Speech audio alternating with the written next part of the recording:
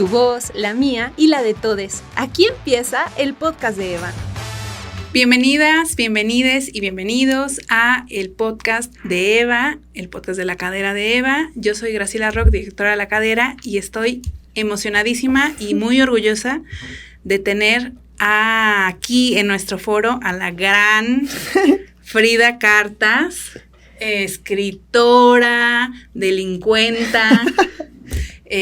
A ver, Frida. Prófuga del género. Prófuga del género, que nos viene a platicar muchas cosas, entre ellas la reedición de su novela Transporte a la Infancia, que tenemos aquí en la edición originalísima. Bueno, creo que no era la original, pero una de las originales, la edición anterior, y ahora la reeditas ya con Alma Díaz. Sí. Entonces nos va a platicar de Transporte a la Infancia, pero nos va a platicar de muchas más cosas, de su profuguez y de todo lo que nos quiera platicar. Bienvenida, Frida. Muchas gracias, Graciela. Muchas gracias a La Cadera Eva por invitarme. Este libro se hizo el original. Originalmente es autopublicado y es este mismo, no cambió nada. O sea, hice varios tirajes, 3.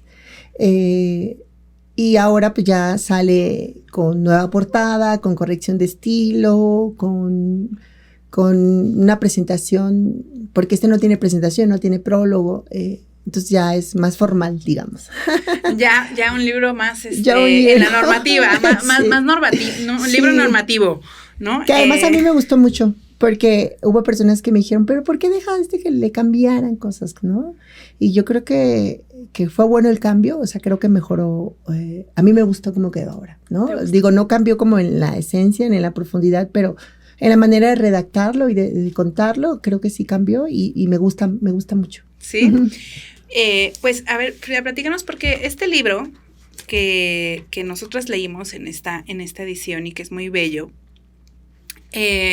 no sé si le diríamos, yo creo que sí, ¿no? O sea, un poco como biografía, autoficción, no sé, ¿tú cómo describirías qué es lo que representa este libro para ti? ¿Cómo fue que llegaste a él? Pues mira, sí es una autobiografía, pero también está un poco ficcionada. Lo que yo hice fue con los recuerdos, con la memoria, contar historias que no fueran como desde esta victimización. Entonces la ficción viene como un poquito a hacer sátira, sarcasmo, ¿no? Como reírme también de lo que pasó, aunque también se ve como pues lo real, ¿no? Como la violencia, el contexto de pobreza, la discriminación, ¿no? Por una diferencia sexual, que en este caso tienen que ver con la identidad. Por eso se llama transporte, porque ahí tiene el prefijo ahí un poco escondidito sobre trans. Entonces es una novela sobre mi infancia trans, ¿no?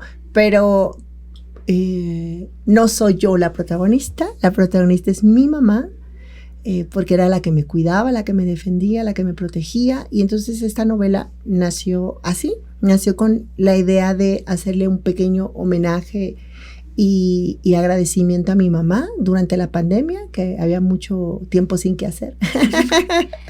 Y fue cuando lo escribí, fue cuando lo hice, y pues resultó como muy bien recibido, hasta ahora que de lo bien recibido fue escalando y llegó a editorial.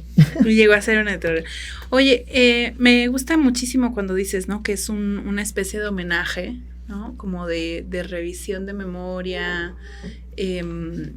a mí me pareció un libro, sí, como tú dices, ¿no? Que retrata mucho la violencia, mucho la situación, el contexto, los miedos, pero sobre todo lo que evoca mucho el libro es eso, ¿no? O sea, como los cuidados, los cariños, los espacios en los que te sentías segura, ¿no? O el personaje, ¿no? Se va sintiendo segura de simplemente existir, ¿no? Y ser, y dentro de todas estas violencias que se van narrando, y todos los contextos, que algunos son violencias directas y algunos no, son simplemente el contexto de violencia, de precariedad que existía, y cómo se iba navegando pues era una especie de, bueno, pues esto es lo que nos tocó, es lo que hay, ¿no? Y bueno, ¿no? Uno lo va navegando. Me gusta mucho porque hay una parte donde platicas como cuáles eran los roles, ¿no? De los chicos, de las chicas, ¿no? O sea, pues ellas se quedaban estudiando, ellos se salían de las escuelas, ellos tenían que trabajar, ellas estaban en casa, y vas narrando así un poco como esos roles, y luego te refieres a tu rol, ¿no? Ese rol como de navegarlo, que no, estabas en tu casa, ¿no? Me encanta esa parte como rezando, ¿no? Que yo quería ser monja y al mismo tiempo, ¿no?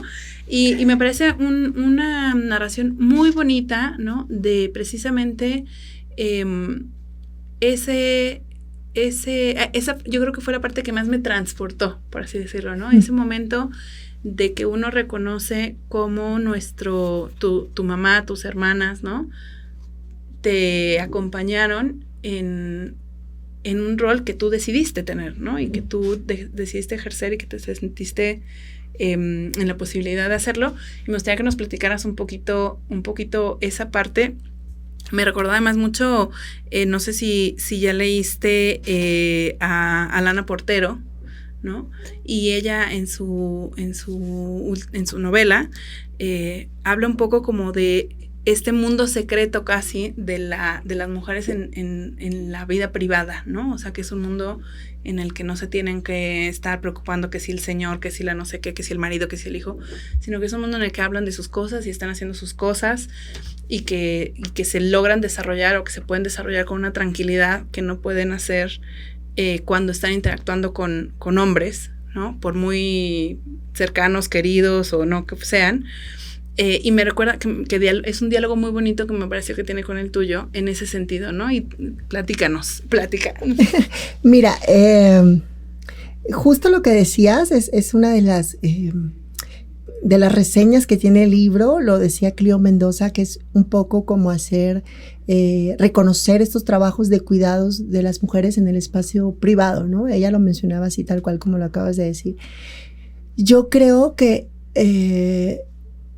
sí, o sea, que sí es eso, pero cuando yo lo redacté, cuando yo dije esto va a ser un libro, porque además yo ya tenía otros 2 libros, y los otros 2 libros surgieron más como desde el impulso de desahogo, ¿no? Terapéutico. Este sí fue pensado como de yo quiero hacer estas remembranzas y hacerlas un libro, ¿no? Porque yo quería que fuera un regalo para mi mamá. Un regalo amoroso nada más, ¿no? Pero justo esto, Cleo Mendoza decía que es un poco como un pago, como una especie de justicia simbólica, afectiva a los cuidados en la vida privada de las mujeres. Ella lo mencionaba como de las mujeres, ¿no? En general. Y creo que eso me gusta mucho.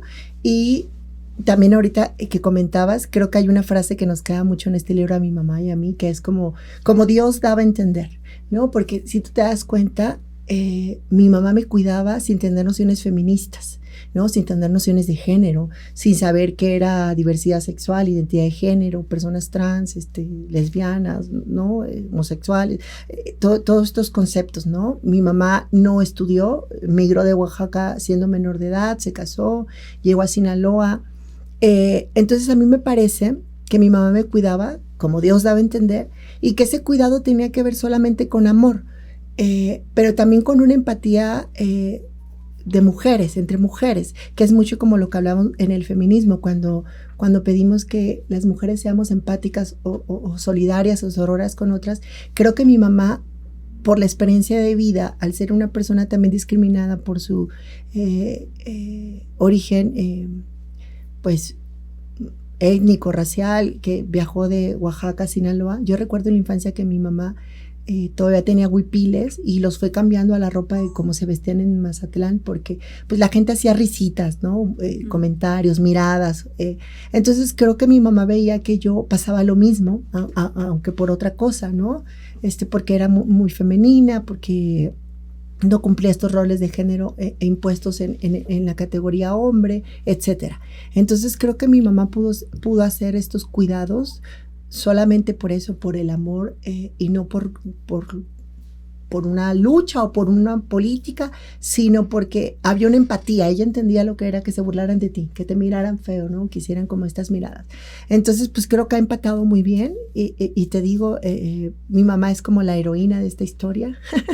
Entonces, eso puede ser como el enfoque feminista del libro. Es una mujer defendiendo a su cría, ¿no? Con lo que tenía, con lo que podía, y creo que eso merece un homenaje y merece un regalo. Este libro me lo ha comprado mucha gente y me ha dicho, quiero uno para mí y uno para mi mamá. Quiero uno para mí y uno para mi mamá. Y me han pedido como de, fírmamelo para mí y fírmamelo para mi mamá. Entonces, eso, de amor, ¿no? Eso me ha gustado mucho, ¿no? Que siga habiendo, ahora ya fuera de mí, fuera de la historia de mi mamá, sigue habiendo como esta recepción de vínculos, ¿no? Entre mujeres y este asunto de la empatía. Entonces creo que eso está muy, muy bonito. Oye, ¿qué te dijo tu mamá cuando le regalaste el libro? O sea, ¿le dijiste que lo ibas a escribir o se lo enseñaste ya cuando estaba terminado? No, se lo enseñé cuando estaba terminado. Pero eran historias que yo ya había platicado mucho con mi mamá, mucho, ¿no? O sea, mamá, ¿te acuerdas aquella vez? ¿Te acuerdas aquella vez? ¿Te acuerdas aquella vez? ¿No? Entonces eran historias ya muy, muy repasadas entre ella y yo. Pero cuando vino la pandemia dije, lo voy a escribir, lo voy a poner, hasta que terminé, le dije, oye, mamá, hice un libro, y pues mi mamá no usa mucho pues no usa computadoras, no es internet, el teléfono pues no lo sabe usar mucho, solamente llama y contesta. Entonces le pedí a mi sobrino, que está en la secundaria, que es adolescente, que se lo leyera a mi mamá, ¿no? Se lo leyera digital porque no existía. Entonces se lo mandé en PDF a su mail y lo leyeron mi sobrino y mi mamá. Entonces, pues, bueno, mi mamá estaba muy emocionada, se seguía divirtiendo con muchas historias, ¿no? Que vienen ahí. Y tampoco mi mamá como yo no pensamos que fuera como a llegar a este asunto de ser más público, ¿no? Y ahora que es más público y tengo presentaciones, le he estado mandando fotos y mi mamá me dice, ¿de verdad yo te parí? ¿De verdad? O sea, ¿de verdad tú saliste de mí? Me pregunta. Y yo sí. Claro, y ella te ha acompañado. Es que yo me imagino una maravilla, ¿no? De escucharte a ti y a tu mamá. O sea, yo espero que va a suceder que suceda, ¿no? Que sean tu mamá y tú presentando el libro. Sí, lo tenemos, o sea, yo le invité a Guadalajara, dijo que sí, a Oaxaca no puedo ir, que fue como la presentación primera y el lanzamiento de la editorial, no puedo ir porque estaba enferma, pero Guadalajara queda más cerca de Sinaloa y ya quedamos que va a ir. Entonces sí, yo también estoy como emocionada, ella también está como muy alegre, tiene muchas emociones y platicamos mucho como este asunto de vernos ahí. De vernos ahí. Sí, porque quiero dárselo, o sea, quiero dárselo en la mano, quiero decirle como, ¿no? Qué bonito. Oye, Frida, y platícame, bueno, tú como dices, ¿no? Tienes otros libros que son un poco más, no sé si políticos, pero sí, ¿no? Un poco como más catárticos quizá, pero es el que llega a las editoriales, ¿no? Yo creo que sí, ¿no? O sea, porque tuvo un impacto así como muy importante, ¿no? Todo el mundo lo estaba leyendo. Pero tú, ¿cómo has sentido ese proceso entre el ser una autora, pues, que se autoedita, ¿no? Un poco en los márgenes, ¿no? Del mundo literario, tal, a de pronto ya estar acá, ¿no? Que todo el mundo está hablando de ti, estás en todas las ferias, ya me platicaste que te vas a España a una gira de presentación. O sea, ¿cómo ha sido para ti, ¿no? Internamente, ¿no? ¿Tú cómo lo has vivido, cómo lo has sentido? Pues mira, sí ha sido divertido, ahorita te cuento por qué, pero también ha sido un poco como de, qué bueno que no me suelta mi terapeuta porque manejo muchas inseguridades. Y me ha dicho mucho mi terapeuta, repite algo como de, esto no vino de fuera, me dice, esto no es espontáneo, esto es resultado de un trabajo tuyo, o sea, tú lo hiciste, ¿no? Créetelo, o sea, está ahí, es el momento como de decir, esto es mío, yo lo trabajé, está aquí, esta soy yo, bla, bla, bla. Porque luego yo decía como de, ay, no. Y te decía que es divertido porque entre mis amistades o las personas con estas presentaciones autogestivas, independientes que yo había hecho un poco más comunitarias, por decirlo así, pues siempre las preguntas y los comentarios del libro van un poco como en estos chascarrillos de ella en famosa, ¿no? O ella en escritora, o ella, ¿no? O estas cosas como de comentar el libro acerca como nada más de lazos, pues, de luchas similares, ¿no? De causas más sociales. Y en cambio ahora, cuando venimos a las presentaciones y ya con el sello editorial, que ya tengo que ir a entrevistas a programas de radio, a prensa, a televisión, es así como me sigo sintiendo como chiquita, como diciendo, ay, tan peleonera que eres en redes y mira, ¿no? Aquí es así como de, ops. Y ha sido como un poco fuerte también porque te decía que las preguntas en los comentarios era como de, ay, tu mamá, nunca lloraba o nunca se enojaba o nunca hacía como estas cosas ya cuando estaban fuera de la catarsis de los momentos álgidos y violentos que hay en el libro. Y le decía yo, no, mi mamá siempre tenía como la misma actitud, ¿no? Esas son las preguntas que respondía antes. Y ahora me toca responder preguntas que no sé si las respondo, pero me dicen, oye, es que tu libro tiene un cierre y maneja, ¿cuál fue tu técnica? Y es así como de, ay, no sé, o sea, no sé. Yo no estudié literatura, no estudié arte, entonces cuando me preguntan ya cosas ahora técnicas como de, ¿cuál fue tu objetivo? ¿Cuál fue tu técnica? ¿Cuál fue la manera de conjugar? Es que tu novela se parece a esto, se parece a aquello, me imagino que ya lo leíste y que intentaste, y yo, esas preguntas técnicas, digo, wow, no sé, o sea, yo nada más escribí un libro en la intimidad de mi casa, que además también es un libro muy íntimo, sí. y lo escribí, creo que como decía el editor que me publicó, me dijo algo que me gustó mucho. Me dijo, voy a publicar esta novela no por colgarme del tema transactual o del debate que hay en medios, sino porque tiene un valor literario. O sea, lograste hacer un texto que tiene un valor literario con un trasfondo de historias que necesitamos que vengan de los márgenes al mundo de la literatura y que pocas veces sucede. Y entonces cuando me dice eso, yo voy con mi terapeuta y le digo, ay, yo hice eso. O sea, yo de verdad hice eso. O sea, yo logré conjugar esto que dicen, es como me estás hablando como de dos espacios distintos que se conjugan ahora y es como, pues si lo hice, no sé cómo lo hice, pero ahí está. Y entonces pues eso ha pasado. Ha sido así un poco así, ¿no? Para ti ha sido como más orgánico y de pronto ahí, oye, sí me imagino que, y justamente, ¿no? Porque lo dices, ¿no? Que vas a las entrevistas y te preguntan, ay, ¿tú que eres tan peleona en redes? Y claro, o sea, mi pregunta es, ¿vas a dejar de ser peleona en redes ahora que eres una famosa editora, autora publicada? O vamos a seguir, porque claro, yo creo que muchas te conocemos, sí por tus textos, ¿no? Por supuesto, tú eres una estrella en la parrilla de las voces en la cadera, de lo cual estamos muy contentas y muy orgullosas que formes parte, pero ya antes, bueno, ¿no? Pues te leíamos mucho, pero sobre todo te conocemos mucho en redes, ¿no? Que tienes un perfil muy activo, muy crítico, ¿no? Tú a veces nos dices como que te quieren poquito, ¿no? Aunque yo digo que te quieren los que tenemos que querer, pero ¿cómo compaginas? Es de pronto, fíjate, como muy curioso, ¿no? Leerte acá, que como dices es un texto muy íntimo, muy dulce, ¿no? Dentro de todo es un texto muy dulce, ¿no? Es evidente el cariño con el que lo vas narrando, ¿no? La dulzura con la que vas hilando las memorias, las anécdotas, y uno dice, ¿quién es Frida?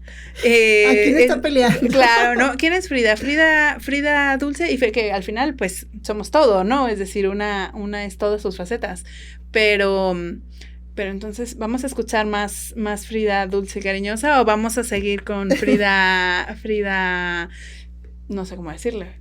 No quiero decirle Frida Peleona porque, bueno, a mí sí me gusta que me digan Peleona, pero ¿qué? Platícanos, ¿qué va? Sí, fíjate que creo que las redes sociales, yo siempre las he usado como una especie de diario, o sea, yo cuento cosas muy, muy privadas de mi vida y también como estas posturas públicas respecto a temas que me interesan, ¿no?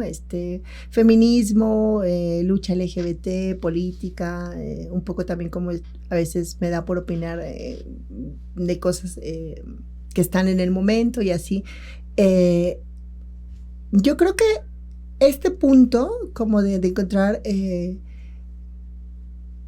soy una persona también vulnerable, ¿no? Que tiene inseguridades, que ha pasado por historias y que quiere como contarlas al calor como de la sobrevivencia, pero la sobrevivencia como más afectiva o amorosa, creo que está ahí. Y me gustaría seguir escribiendo también ahí, pero también me gustaría seguir escribiendo agitadora, impulsiva, peleonera, pues porque creo que no es que sean dos caras, sino que yo creo que es una misma persona con emociones, con altos, con bajos, con cosas así. Estoy terminando una novela, bueno, ya la terminé, que además es eso, que además también yo creo que ahora que estoy en editorial, que me dieron un contrato por varios años, y con otros proyectos, yo creo, yo sí, me gusta esto de la autopublicación y esta novela que escribí me gustaría, con el dinero que me paguen ahora de las regalías en el primer año, me gustaría sacar la novela que escribí, que también es una novela, creo que pícara, es una novela pícara, pero también creo que va mucho como en esto, como en esta empatía de jóvenes, de adolescentes que han pasado por historias crudas. Entonces, me gustó y creo que puedo hacer ahí cosas y que también puedo seguir haciendo. Es que no me gusta llamarlo activismo, pero finalmente hago como cosas públicas que tienen que ver con cuestiones de posturas políticas y eso a fin de cuentas termina siendo una posición, ¿no? Pues activista, si quieres decirlo así. Sí, yo te iba a preguntar si te gustaba el término activista porque yo creo que muchos te identificamos desde los activismos, ¿no? Desde los activismos feministas, desde los activismos trans, ¿no? Desde los activismos muy, muy politizados, ¿no? O sea, el mejor sentido de, ¿no? Y tú lo dices mucho, hay que politizar las discusiones, las peleas, los términos, ¿no? Porque si no se terminan trivializando y se terminan perdiendo, pues eso, ¿no? En una discusión vacía de Twitter que no tiene sentido. Y qué tanto o de qué manera, ¿no? Tu activismo o tus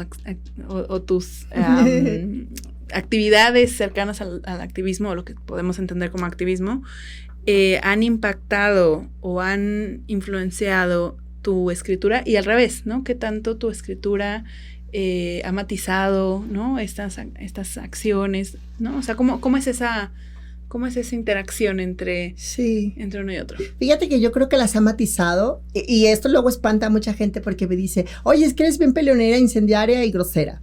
Y luego quienes me conocen de años más atrás me dicen, no, es que a partir de las publicaciones de los libros que hiciste, creo que ahora matizas y eres menos agitadora, menos grosera, o sea, menos, porque antes eras como más fuego, como que llegabas y aventabas la bomba y te ibas y no te importaba. Creo que ahora tienes otra postura como decir, sí, o sea, está bien esto, pero también está bien esto, y creo que a mí misma me he dado cuenta de esto, te digo, en terapia, porque es un poco como, ¿cómo decirlo? Como darme cuenta que está bien enojarse, está bien la rabia, está bien corro, grito, empujo, ¿no? Porque tengo derecho a correr, empujar y gritar, pero creo que si nos quedamos ahí solamente es catarsis y entonces estaría bien hacer algo después, ¿no? Con el coraje, con la catarsis. Entonces, por eso cuando digo politizar, creo que ahí es como esta diferencia, no nomás llegar, correr, empujar y gritar, sino después intentar politizar eso, tener apertura al diálogo, decir, oye, es que yo no soy tu enemiga, yo no soy tu enemigo, yo no soy tu enemiga, ¿no? Podemos hacer alianzas políticas o alianzas de lucha sin ser las comadres o las íntimas, ¿no? Porque hay como una postura de poder mucho más grande de nosotras, y podemos diferir a nivel personal o colectivo o de colectivas con otras cosas, pero no somos las enemistades entre nosotras mismas las personas, ¿no? Uh-huh. Creo que eso es lo que he intentado, lo que he aprendido con la escritura y lo que quiero seguir yéndome por ese camino, porque creo que antes era más enojona y solamente me quedaba en la catarsis. Ahora creo que no, que ya es edad, momento y postura editorial. de un diálogo distinto. Oye, y después de este proceso, ¿no? A lo mejor, y también, ¿no? Del tiempo, como dice, una ya tiene una edad, ya tenemos una edad. No, pero cuando tú miras hacia atrás, ¿no?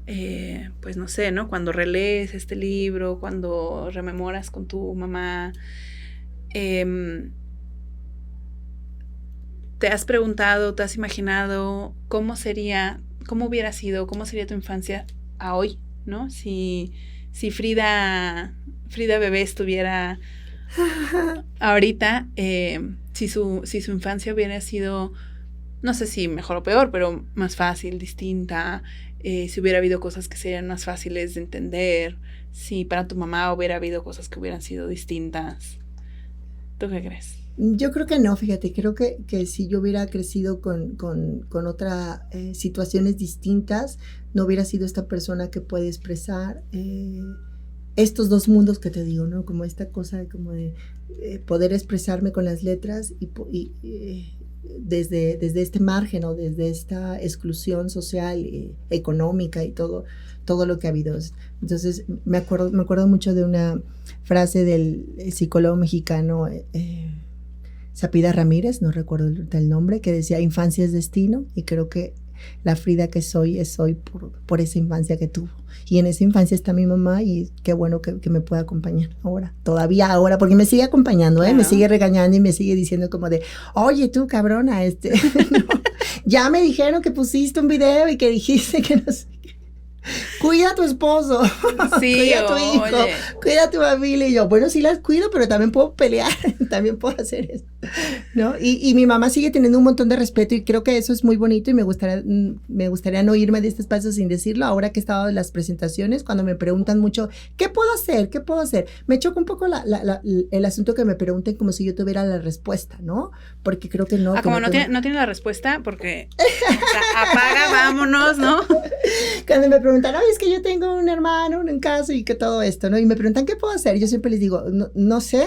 Lo que yo sí puedo decirte es que no, y que creo que mi mamá lo hizo y lo sigue haciendo en la actualidad, aun cuando yo tengo más de 40 años, es que no me entiende o no logra entenderme del todo, y no necesitamos entender la diferencia de las otras personas que están a nuestro alrededor. De verdad, no necesitamos entender qué es trans, no necesitamos entender qué es lesbiana, no necesitamos que entender aborto, no necesitamos que entender feminicidio, o sea, no necesitamos completamente, como si fuéramos diccionario Larousse, entender las diferencias en las otras personas.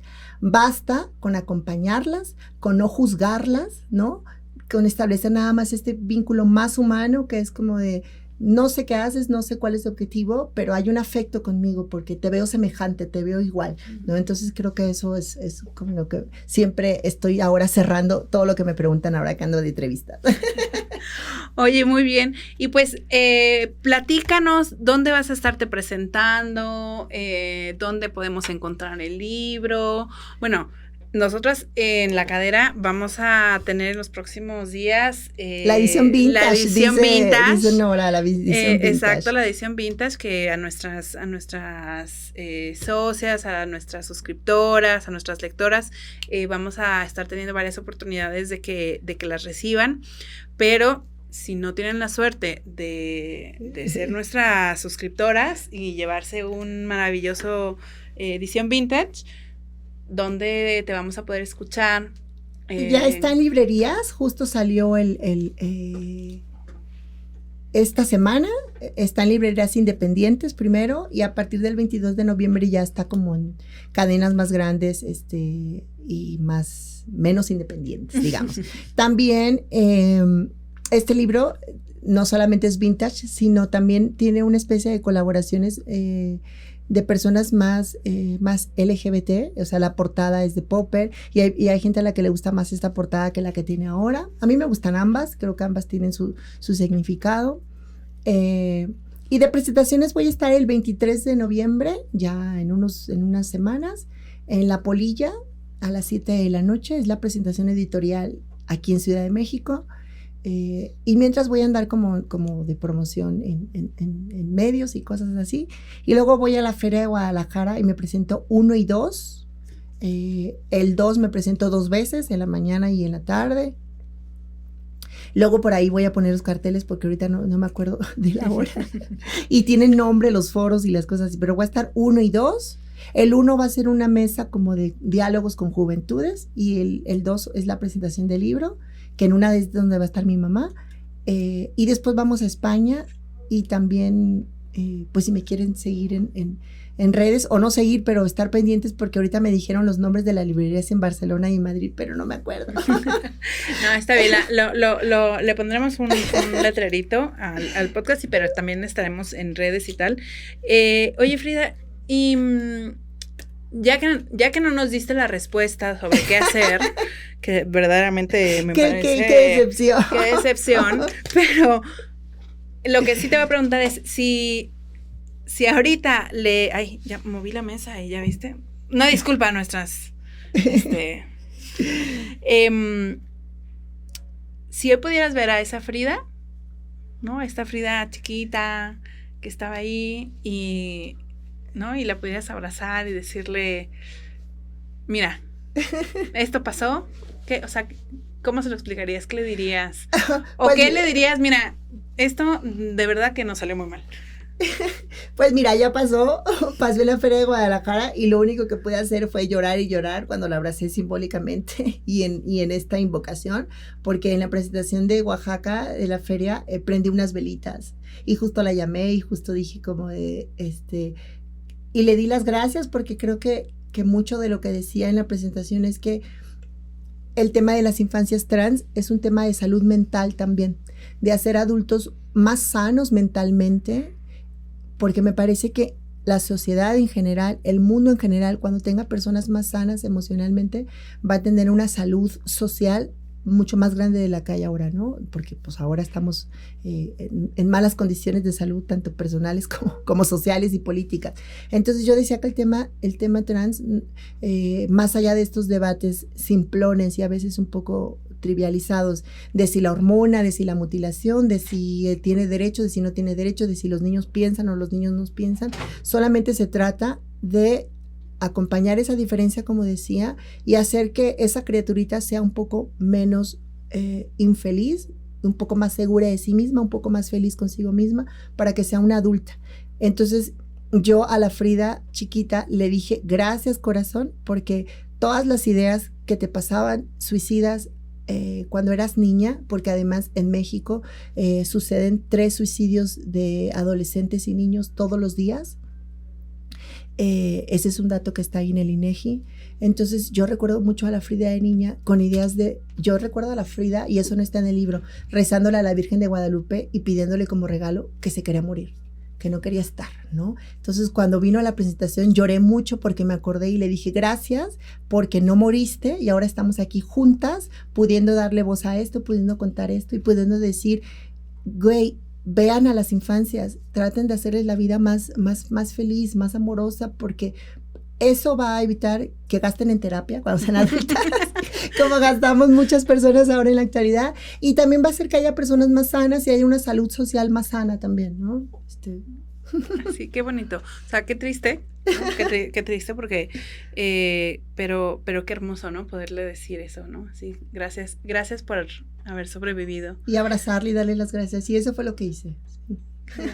Qué lindo. Oye, Frida, pues muchísimas gracias. La verdad es que deberíamos de invitar a nuestras lectoras, a quienes nos ven, quienes nos escuchan, porque además estamos muy contentos, ¿no? Nuestro podcast en Spotify se puede encontrar, en YouTube se puede encontrar, entonces lo mismo nos escuchan que nos ven, por eso estamos muy hermosas. Que tengan la oportunidad de escucharte, que tengan la oportunidad de dialogar contigo.